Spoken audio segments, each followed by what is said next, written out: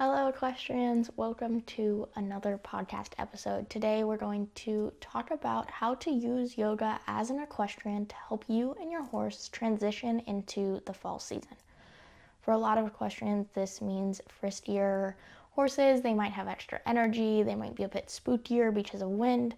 And that also means for us that our bodies are colder. We might not want to be spending as much time at the barn, and that can create some tension between ourselves and our horses.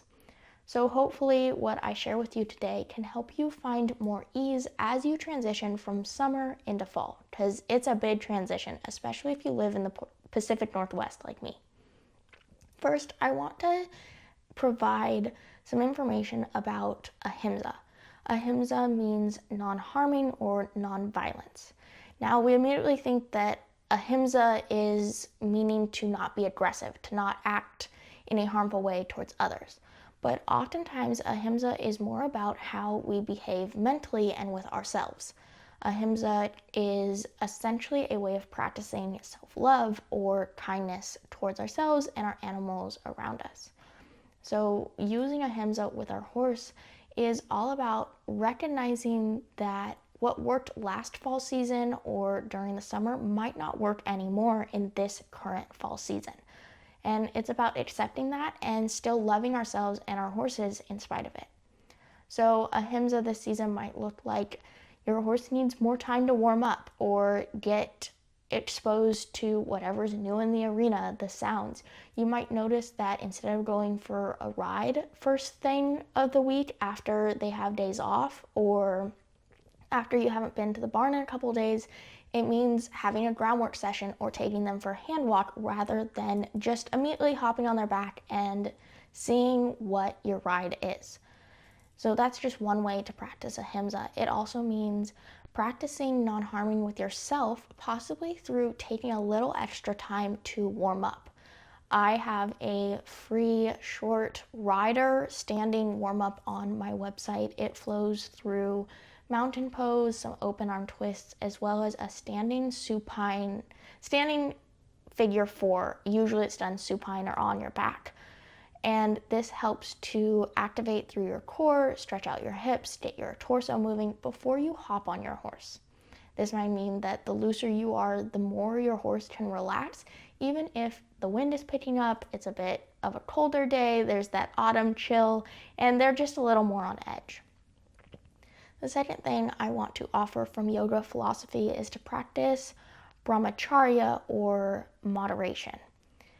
And I wanted to bring this up because there's a balance that equestrians have to have between pushing through a energy or a behavioral challenge that comes with riding a fresh horse, as well as recognizing when it's time to get off.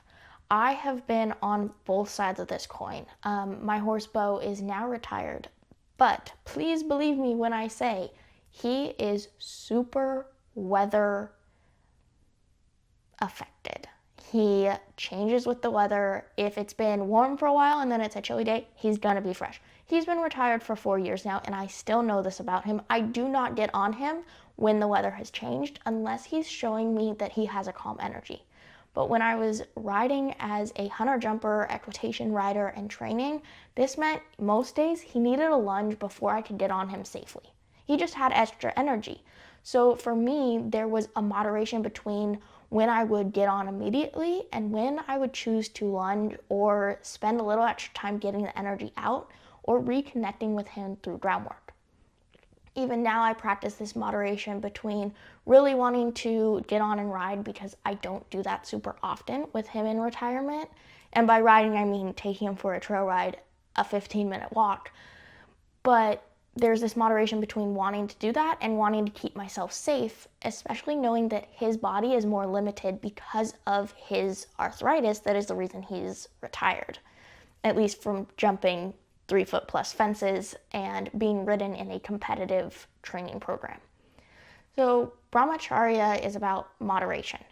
And oftentimes we think of moderation in terms of how we're spending our time or what we're fueling our body with, but we've never thought about moderation to our goals and our plans.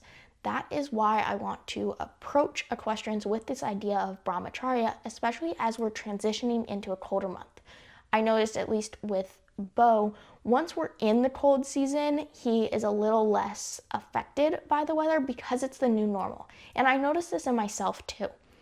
So it's mostly the transition where I had to practice that moderation and really checking myself of, is it worth pushing through this energy, or is it safer for me to just get off, change plans for the day? And there's a moderation that comes with that and a self-awareness as well. Finally, I want to talk about utilizing pranayama to change or attempt to change the energy that you have within the barn. You might even start to use pranayama with your horse, which is one of my favorite things to do. And I talk about using pranayama with your horse in the Clarity for Equestrians Mini Program if you're looking for a little bit more information about pranayama practices and a different pranayama practice than the two that I will offer today.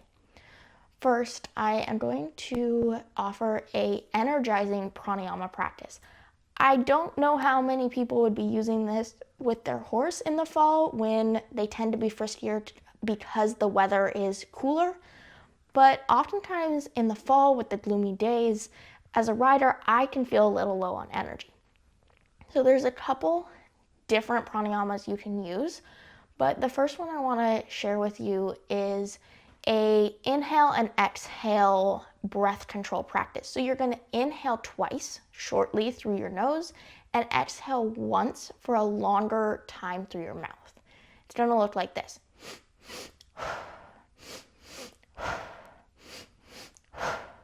Just like that.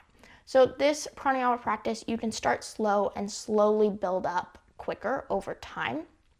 And that's where you're utilizing that energy change. You might be starting out slow because your energy is slow and you're quickening your pace as your energy begins to rise. Go as long as you need to, and then you can slowly let the breath practice go and return back to normal.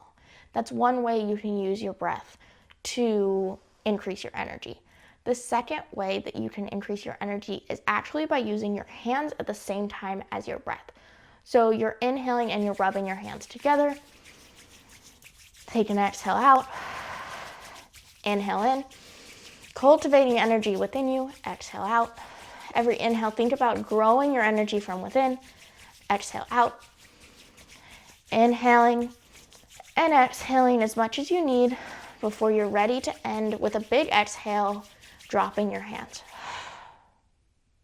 So the idea here is you're using your breath to harness energy from the inside, and you're thinking about energy coming from your solar plexus chakra. So that's essentially your core. There's an energy center there that's all about heat and energy. And then you're using your hands to create physical friction and heat in your hands. This is also great in the winter because it can help warm up your hands, especially when it's cold and you're having to either get ice out of buckets, handle cold water, whatever it may be. Sometimes you just need to warm up your hands. Now, if you've got your high energy back, you're ready to go with your horse, you might need to check their energy. So say you are working with them and they're at stress booty, or even you get on and you start to notice, ooh, there's some tension in their back. I can feel their back engaged, which sometimes can lead to a buck or a crow hop, a spook, whatever it may be. When you start to feel tension, you can use your pranayama to help calm you down, and then essentially you will calm your horse down as well. In most cases. Sometimes, like we talked about, you practice brahmacharya and the moderation of, do I push through this or get off? When you notice that your energy isn't affecting your horses, it might be a good time to get off. And I'm saying this as someone who has ridden spooky horses. I am not a trainer. I am saying this just because I'm an equestrian, and at least from my experience, getting off was some of the best choices I ever made for my own safety. So when you're looking to calm your energy, I want to approach this with box breathing. I think this is really helpful when you're on your horse because you can actually count to the beat of their hooves as they're walking. Walking is a 4-count breath, and most box breathing techniques are counts of 4. So for a box breathing technique, you'll inhale for 4, hold for 4, exhale for 4, and hold for 4. That's one version of the box breathing. Other versions include inhaling for 4, holding for 4, and then exhaling for 8 counts. This control of your breath, which is oftentimes what pranayama is translated to, allows you to slow your heart rate, slow your breath rate, and your horse will feel that. Whether they respond to it or not kind of depends on them and the energy they're in, but I find that this pranayama practice is really helpful either when you're feeling tension in your horse's body or after there's been a spook and you're trying to get yourself back to equilibrium or homeostasis. I hope that these 3 different yoga philosophy and yoga practices, pranayama practices, can help you easily transition into fall as an equestrian. I have also done a yoga flow that is already up on the YouTube channel about staying slow and helping you transition into the fall season if you would like to check that out. If you'd like to learn about the mini program I have talked about or get your hands on the free warm-up guide, visit my website callebautyoga.com for more. Have a happy day, and I wish you the best. I'll talk to you again soon.